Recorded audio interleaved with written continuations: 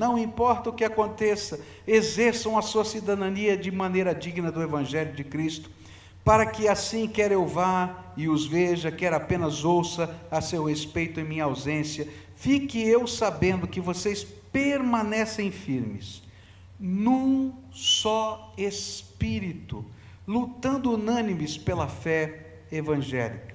A segunda atitude que o cidadão do reino vivencia é a unidade que só o Espírito Santo pode dar a pessoas tão diferentes como cada um de nós. Quer ver que coisa? Tá? Pergunta para quem está do teu lado, qual é a tua origem, a tua ascendência? Tá? Quais são os seus antepassados, vieram de onde? Pergunta, estou falando sério, pergunta, pode perguntar. Olha, tem gente que veio, que é descendente de negro, tem gente que é descendente de índio, tem gente que é descendente de italiano, não é isso mesmo? Você encontrou alguém diferente de você aí? Encontrou? Né? Tem argentino e chileno do lado, é só Jesus que põe argentino e chileno do lado, não é verdade? Hã? Por casamento. Peruana, então tá bom. Olha, nós somos diferentes, tá? Se a gente falar de gostos, tá? Olha, quem gosta de comida bem gordurosa, levanta a mão aí. Quem detesta comida bem gordurosa, levanta a mão. Olha só, é tudo gente light aí, tá? Olha só, nós somos diferentes. Como é que um povo tão diferente pode ser unido? E aí Paulo vai dizer que essa unidade é manifestação do Espírito Santo de Deus. A gente não está unido porque nós somos uniformes, tá? Como se todo mundo fosse /1, /2, /3 da mesma origem genética. Não dá. Nós somos diferentes.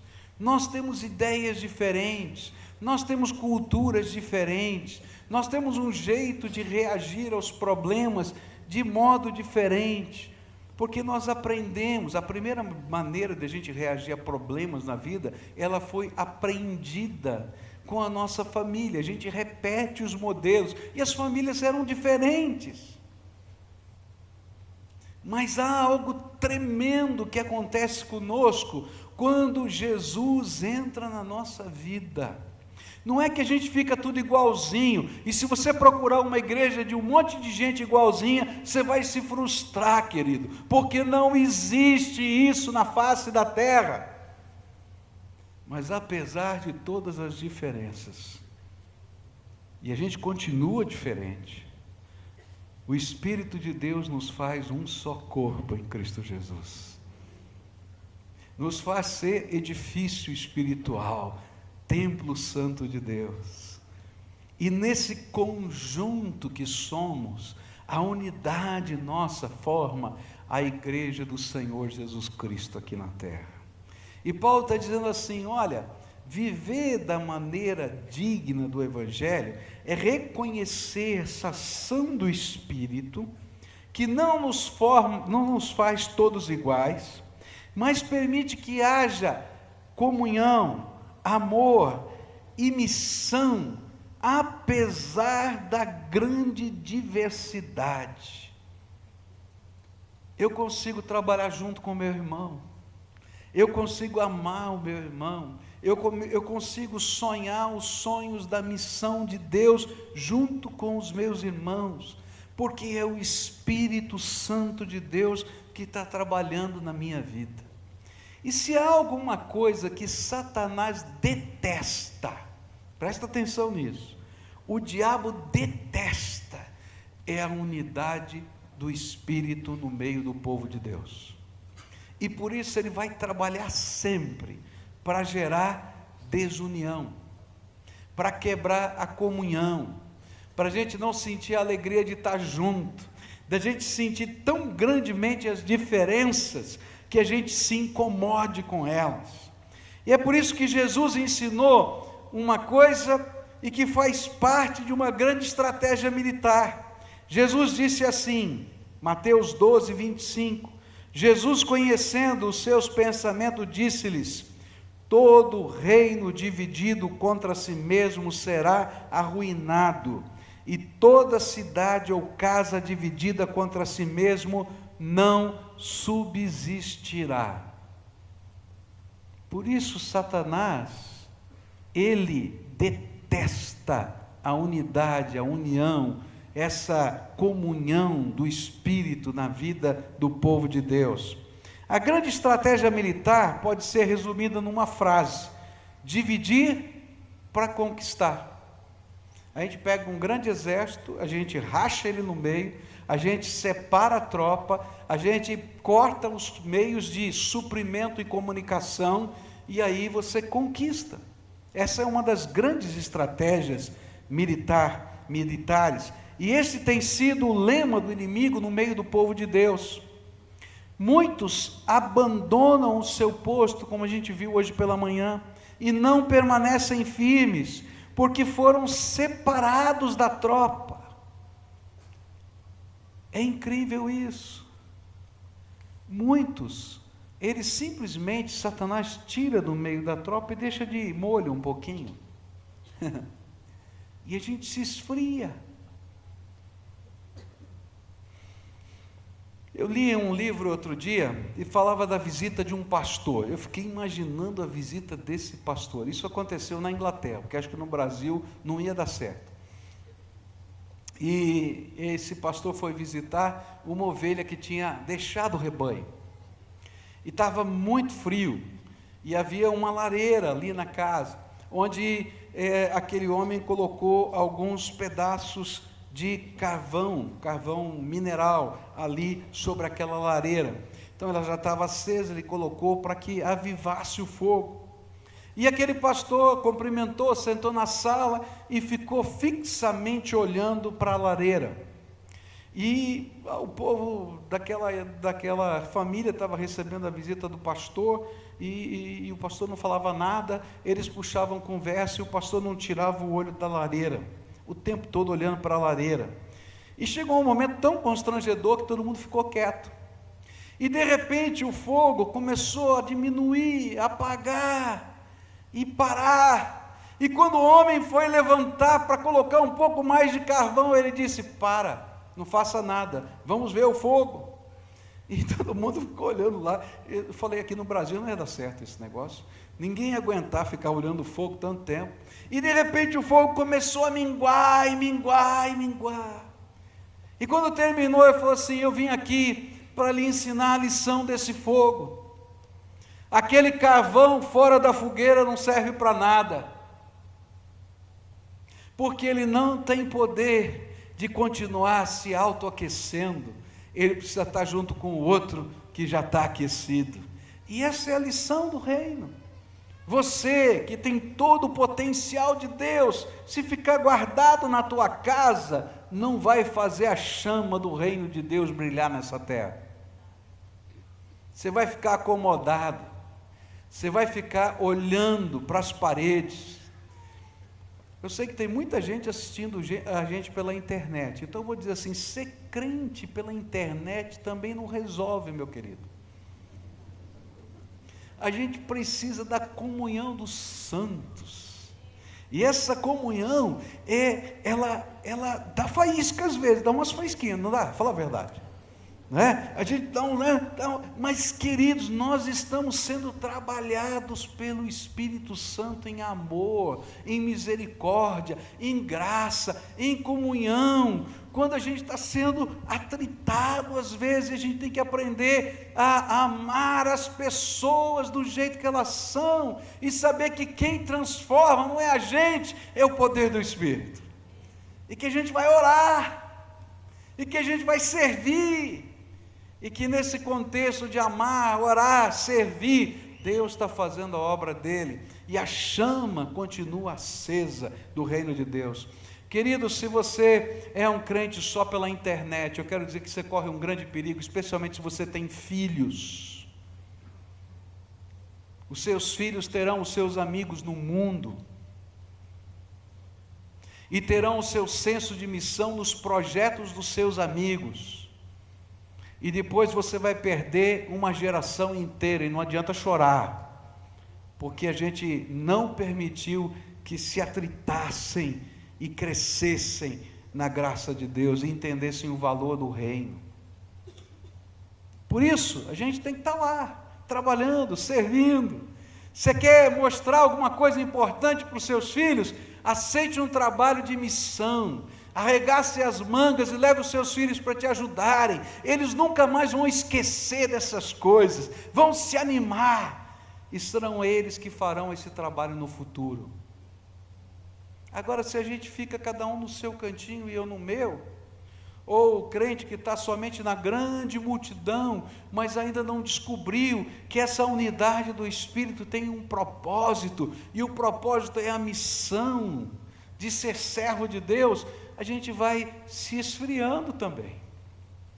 É interessante que Paulo está colocando tudo isso nesse contexto, e ele está usando uma figura que os filipenses conheciam. Uma das coisas que fez a diferença no reinado de Filipe II, que fundou essa cidade, e que depois os romanos transformaram numa colônia romana, foi a estrutura militar que ele criou. Ele criou um exército, e esse exército era menor do que os exércitos que ele tinha para enfrentar. Mas ele usava uma técnica militar chamada técnica da falange. E essa técnica foi revolucionária no seu tempo. Eu não sei se dá para colocar na tela aquela imagenzinha do exército de Filipe II, só para você ter uma ideia. Olha lá, essa aí era uma falange do exército. Ele tinha uma lança chamada sarissa. A sarissa, ela tinha 5,5 metros de comprimento. Agora eu estava pensando o que era. Comprimento, tá? E pesava 5 quilos. Essa era a lança. A lança normal tinha de 2 metros a 2,5 metros.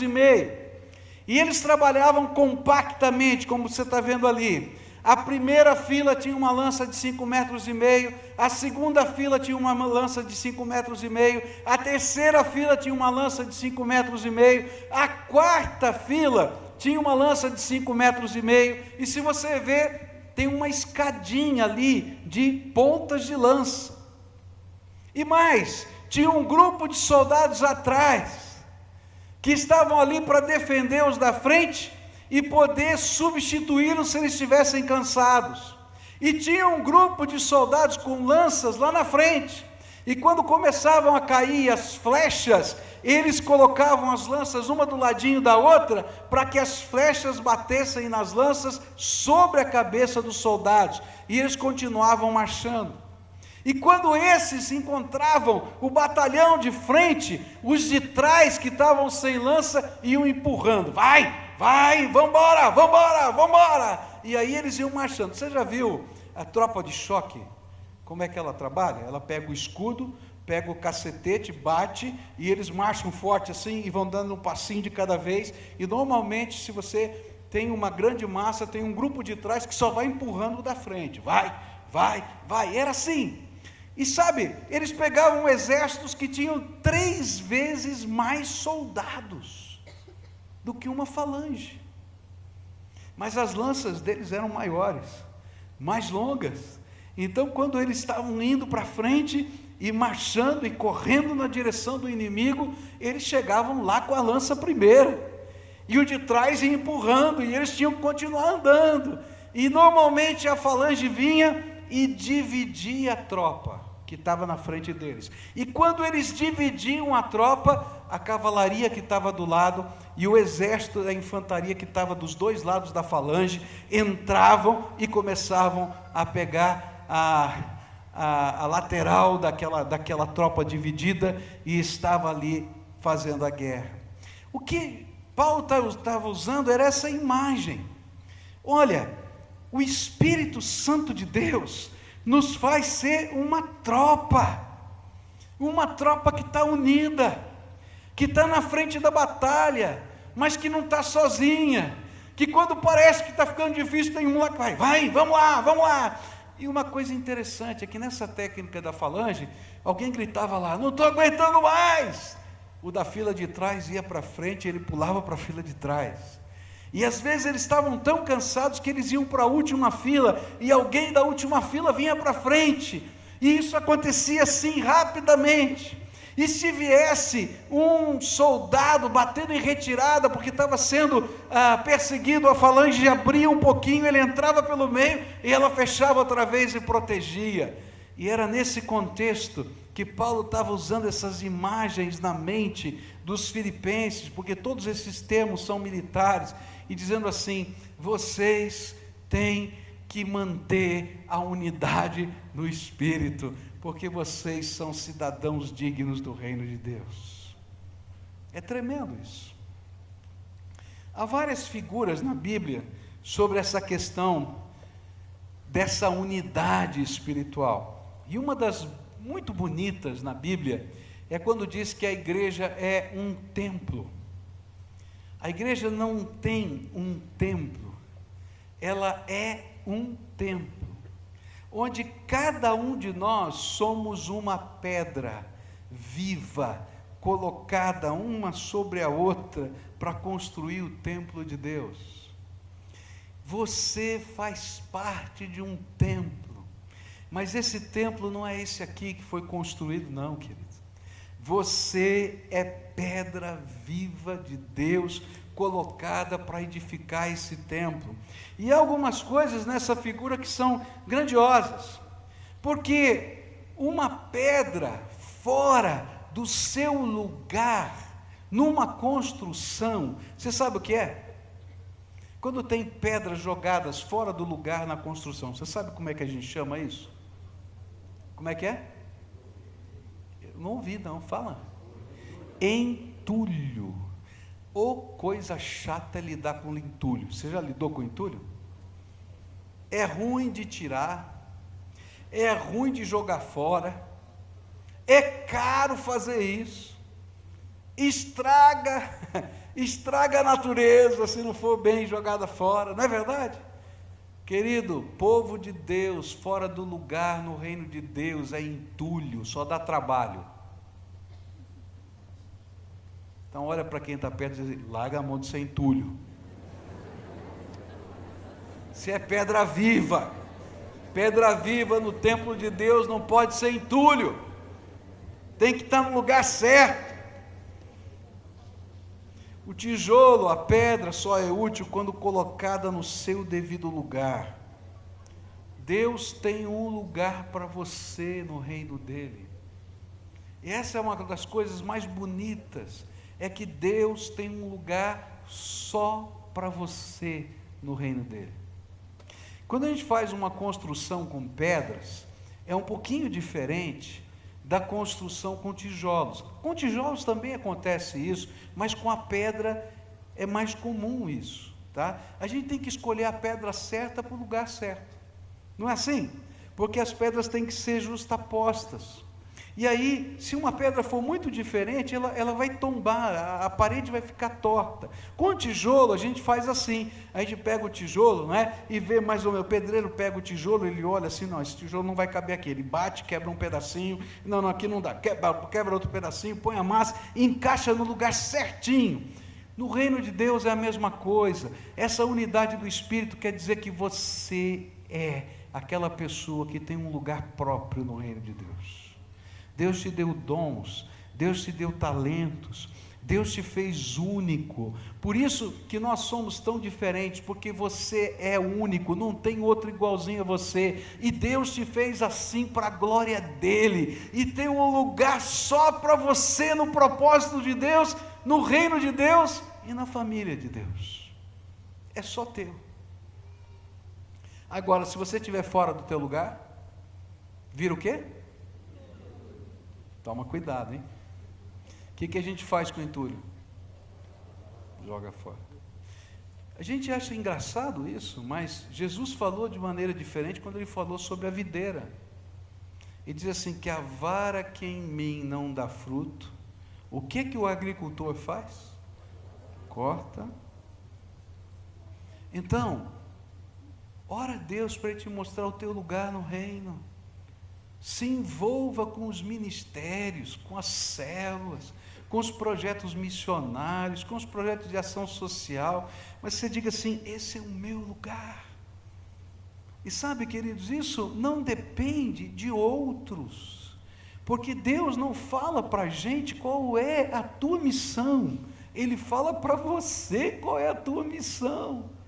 Por isso, você é indesculpável, porque Ele não falou comigo, Ele falou com você. Você entende o que eu estou dizendo? Deus não me falou assim, Pascoal, estou tendo a revelação, olha lá, João, está vendo o João ali, e aquele homem vai ser, não, Ele fala, João, eu te chamei e te dei essa graça, vai lá e faz. Não é assim que acontece? Então, pedra viva, tem um lugar para você, e se você está fora do seu lugar, vira entulho. Agora, uma coisa tremenda que a gente vai aprender, tanto na figura lá da falange, quanto na figura do templo, é que há uma sinergia, quando as pedras de Deus estão juntas, há um poder. A palavra sinergia, dentro da engenharia, significa que a força, a capacidade de resistência de uma pedra unida a outra pedra não é igual à soma da resistência de cada uma. Está entendendo? Na sinergia não funciona 1 mais 1 é igual a 2. Tá? Na sinergia se multiplica a força. E é isso que acontece conosco, povo de Deus, quando a gente está junto, há uma sinergia de maneira incrível, coisas de Deus acontecem, o poder de Deus se manifesta, e é por isso que existem vários ensinos a respeito disso na Bíblia. Ele vai falar do poder da oração de concordância, aquela jornada de oração que a gente fez, é ensino da Bíblia. Nós estamos concordando uns com os outros, e buscando a face de Deus, há poder nisso, assim como há poder a gente colocar pedras juntas. É interessante isso. Há um poder de sinergia que se perde quando cada um está no seu cantinho. E aí a gente tem que entender que quando Deus coloca um propósito, quando Deus coloca um sonho para o povo dele, isso não é missão de alguns, é minha também, porque eu sou pedra viva no meio do reino de Deus. Eu posso ter uma paixão espiritual diferente, porque Deus nos deu dons e talentos diferentes. Eu posso ter uma visão um pouco diferente, porque eu sempre vou julgar as coisas à luz da minha experiência, da minha cultura e até mesmo dos meus dons. Mas nessa hora, a diferença não importa, o que importa é a unidade no Espírito de Deus. E aí nós nos tornamos sinérgicos, e o poder de Deus se revela. Alguém me perguntou, essa semana passada, o que eu achava da Marcha para Jesus, e dizia assim, olha, a Marcha para Jesus podia ser feita diferente, a Marcha para Jesus podia ser uma marcha para tirar todo mundo da rua, a Marcha para Jesus podia ser uma marcha para acabar com a fome nessa cidade, a Marcha para Jesus, eu falei, é verdade, tudo isso que você falou é verdade, mas a gente tem que ter uma visualização da unidade do povo de Deus, e quando junta naquela rua, mais de 100 mil, 200 mil, chegou a 300 mil crentes nessa cidade, as autoridades dessa cidade tremem na base, porque encontram o povo de Deus unido. As pessoas ficam dizendo, tem tudo isso de crente aqui? O que está acontecendo? E de repente começam os projetos, projeto do leite, projeto da alimentação, e a gente vai aprendendo que a gente pode fazer outras coisas maiores juntas. Então eu quero dizer para você, há uma força sinérgica incrível, quando a gente aprende a viver em unidade do Espírito. Não somos iguais. E nem Deus quer que a gente seja uniformemente igual, porque Ele nos criou todos nós únicos. Então seria impossível. Mas Ele quer que a gente aprenda pelo poder do Espírito a ser um só em Cristo Jesus. Terceira coisa que eu aprendo nessa visão é que se existe um lugar só para você nessa parede, você é indispensável. O inimigo tenta nos fazer acreditar que nós somos dispensáveis. Tem tanta gente aqui, ninguém precisa de mim aqui não, eu posso ficar no meu cantinho. Fala a verdade, você já não pensou isso? Não é verdade o que eu estou falando? Isso é cochicho do diabo. Manda embora, em nome de Jesus. Porque você é único, indispensável e tem um lugar só para você. Agora tem uma coisa que a gente precisa entender. Por que o inimigo faz isso? Porque cada vez que ele tira uma pedra viva da parede, o que é que fica no lugar? Um buraco. E pelo buraco as intempéries entram. Se chover, chove aqui dentro. Se ventar, venta aqui dentro. Não é isso? Então, cada vez que ele faz você imaginar que você não tem lugar, que você não tem missão, ele está tirando você do teu lugar na parede, está abrindo buracos na parede. Agora, se ele conseguir sequenciar os buracos, se eu fizer uma sequência de buracos, ou na horizontal, ou na vertical, ou na diagonal, eu comprometo a estrutura do prédio. Você está entendendo? E o interessante é que ele diz assim, não tem problema, é só um buraquinho nessa sequência, mas ele já está trabalhando com o irmãozinho do lado, para quem sabe na coluna de baixo, na diagonal, que você nem está percebendo, ele tirar outro, e aí ele compromete a estrutura de todo o edifício do reino de Deus. E é isso que ele está trabalhando todo dia, dizendo para você, não se importa não, tem muita gente lá. Querido, você é único, Deus te chamou para um propósito, e você é indispensável. Há coisas que Ele colocou na tua mão que só você pode fazer para o reino de Deus. Está entendendo? Então, escuta a voz do Espírito e sirva do jeito que Deus te colocar. Às vezes essa maneira de servir é institucionalizada, às vezes é simplesmente o mover do Espírito, mas você é pedra viva, lembra disso, indispensável nesse contexto do reino de Deus. Eu acho tremendo isso na visão da gente, na visão de Deus para a gente. O que o Espírito Santo também fala aqui para a gente, é que nós somos interdependentes, não tem uma pedra que é sozinha o templo. Quando alguém diz assim, olha, eu recebi de Deus todos os dons do Espírito, eu já duvido, porque ele seria a igreja sozinho, não precisava de mais ninguém, e Deus não trabalha assim. Ele divide os seus dons entre a gente, de tal maneira que eu preciso do seu dom, e você precisa do meu, e nós somos interdependentes, como as pedras na parede. Eu dependo das pedras que estão abaixo de mim, que me dão sustentação, porque eu não consigo ficar suspenso no ar.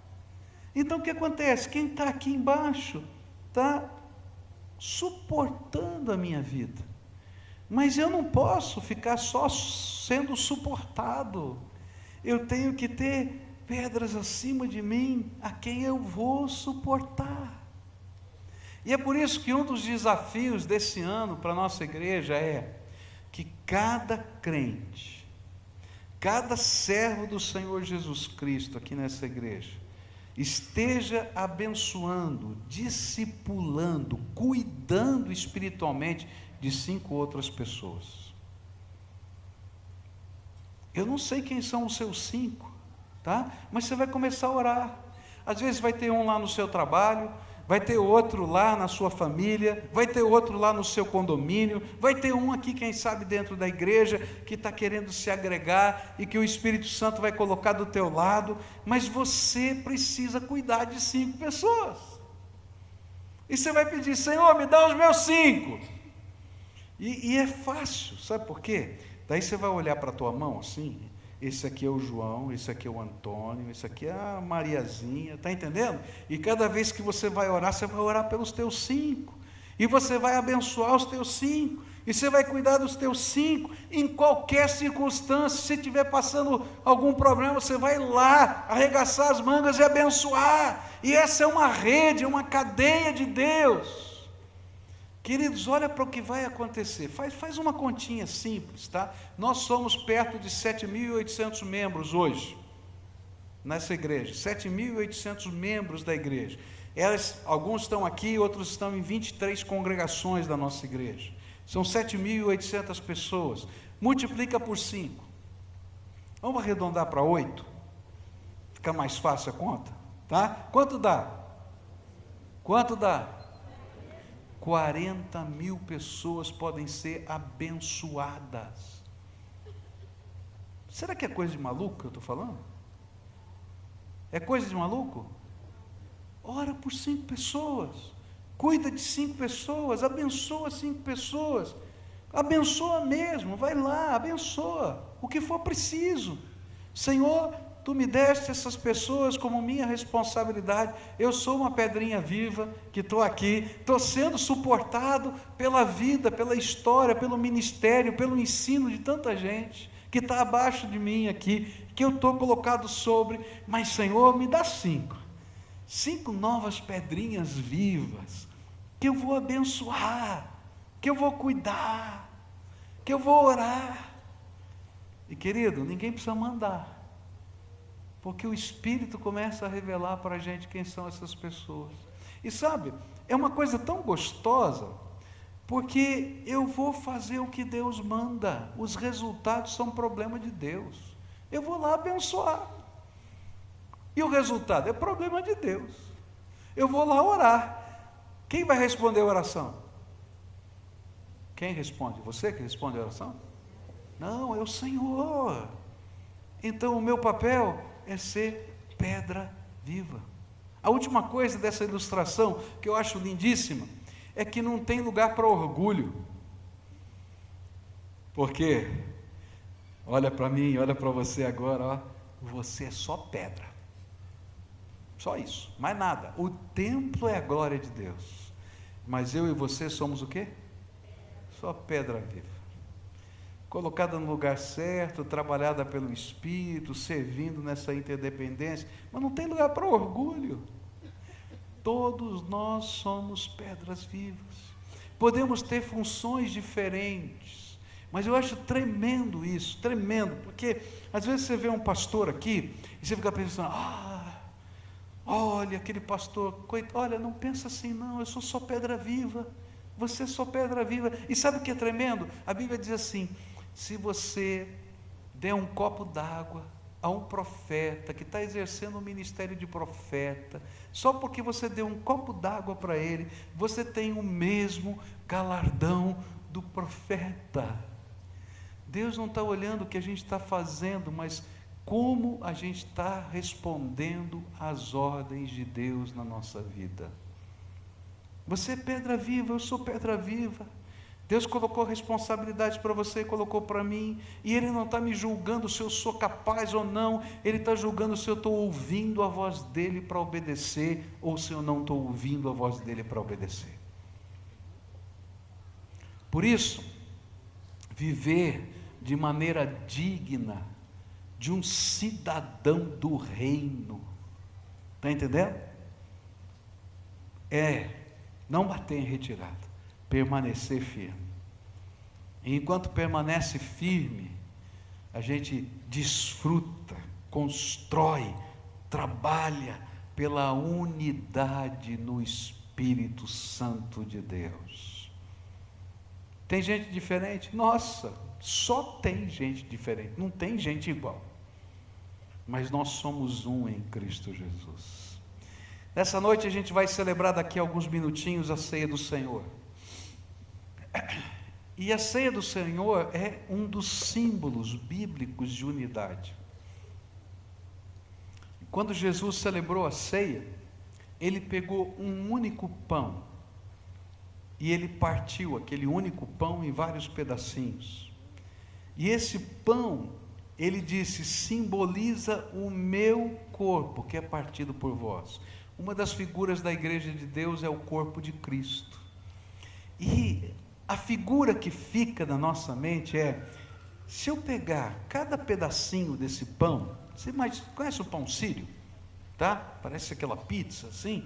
A gente pega os pedacinhos, e se eu pegasse os pedacinhos e quisesse montar o pão de novo, eu poderia construir um quebra-cabeça e viraria o pão outra vez. E o que o Senhor está dizendo é isso, queridos, vocês são o pão, o corpo de Cristo, cada pedacinho. E se faltar um pedacinho nesse quebra-cabeça, o corpo fica incompleto.